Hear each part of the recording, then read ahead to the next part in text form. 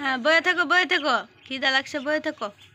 একটু পরে আমিও খাওন দেবো তুমি করে। বয়ে থাকো, যাও লাগতো না।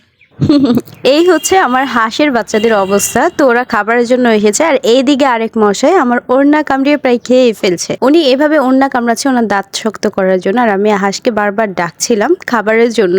তো ওনারা আসছিল আর আমি এটা নিয়ে একটু দুষ্টামি করলাম। তো ও হচ্ছে এমন ভাবে আমার ওড়না কামড়াচ্ছে, মনে হয় এইটা ওর খাবার। ছোট্ট মশাই ওড়না কামড়ানোর কারণ হচ্ছে ওনাদের দাঁত একদম নরম, যেহেতু ওরা ছোট্ট বাচ্চা, খাবার খেতে পারে না, মানে ঘাস খেতে পারে না, তার জন্য হচ্ছে ওরা শক্ত জাতীয় যেটাই দেখে সেটা কামড়িয়ে কামড়িয়ে দাঁত শক্ত করে। তা আমি ওকে ধরে একটু আদর করছিলাম যে এত কেন কাপড় কামড়াও, তুমি তো অনেক ছোট্ট বাচ্চা।